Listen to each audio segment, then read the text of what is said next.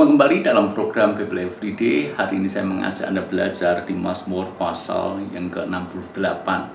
Dan sebelumnya saya ingin sampaikan kepada Anda bahwa Mazmur itu banyak jenisnya.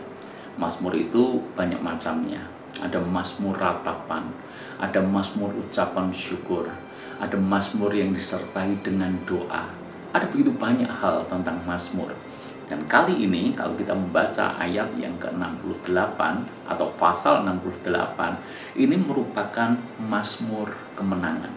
Jadi Daud menyampaikan pengajaran dalam bentuk nyanyian, dalam bentuk ucapan syukur, tapi juga dalam bentuk Mazmur kemenangan. Bagaimana kita bisa melihat akan hal ini? Ada banyak ayat yang kita baca di sini, kurang lebih ada ayat 36, cukup panjang. Dan di antara ayat pertama sampai ayat yang ke-36, nada yang paling sering kita dengar atau nada yang paling menonjol adalah bagaimana Tuhan kita adalah Tuhan yang perkasa. Bagaimana Tuhan kita adalah Tuhan yang memberikan kemenangan kepada umatnya. Bahkan saya temukan paling tidak ada dua lagu terkenal, dua lagu rohani terkenal yang kita bisa temukan di pasal 68 ini. Rupanya lagu itu mengutip atau terinspirasi daripada Mazmur Daud di pasal 68 ini. Coba Anda baca di dalam ayat yang kedua. Allah bangkit, maka terseraklah musuh-musuhnya. Orang-orang membenci dia, melarikan diri dari hadapannya. Ini lagu zaman saya sekolah minggu. Mungkin Anda juga mendengar atau mengenal lagu ini lebih lama lagi. Allah bangkit, terseraklah musuhnya. Kita mendengar lagu itu sejak kita kecil. Rupanya terinspirasi dari Mazmur 68. Lalu kalau Anda baca ayat yang ke-29, ini juga menjadi inspirasi satu lagu rohani yang sangat terkenal di zaman saya remaja.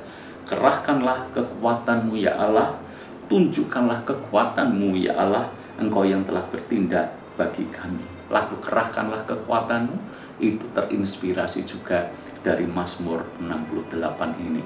Kalau saya bisa simpulkan, memang Mazmur pasal yang ke-68 ini membicarakan bahwa Allah yang kita sembah itu Allah yang perkasa, Allah pemenang, sehingga tidak bisa disandingkan dengan apapun. Musuh-musuh akan gemetar ketika berhadapan dengan Allah kita. Sebagaimana bangsa Israel pada waktu itu ditakuti oleh bangsa-bangsa lain. Secara strategi, pengalaman perang, secara militer, bahkan sesungguhnya bangsa Israel itu bukan siapa-siapa. Kalah jauh dibandingkan dengan bangsa-bangsa lain. Tapi kenapa bangsa-bangsa lain pada waktu itu gentar kepada bangsa Israel? Kenapa? Jawabannya hanya satu. Karena yang menyertai mereka bukan dewa biasa. Yang menyertai mereka bukan Allah biasa, tapi Allah Israel, Raja di atas segala raja. Begitu mendengar nama Allah Israel disebut, bangsa-bangsa takut dan sujud kepadanya. Itu sebabnya saudara-saudara, harusnya kita bangga memiliki Tuhan di dalam Kristus Yesus, Allah Israel yang perkasa. Kalau dulu dia menyatakan pembelaan dan memberikan kemenangan kepada umatnya, maka Tuhan yang sama tidak pernah berubah. Dia masih berpihak kepada kita, dan dia masih ganti perang buat kita, memberikan kemenangan demi kemenangan bagi kita semuanya. Itu sebabnya tantangan apapun yang terjadi dalam hidup kita, itu sebabnya ancaman apapun yang mungkin sedang menghimpit Anda, kadang-kadang membuat kita takut, khawatir, cemas, membuat kita ragu apakah kita bisa melewati masa-masa sulit ini. Percayalah, kalau Allah di pihak kita, siapa lawan kita? Demikian kata firman Tuhan.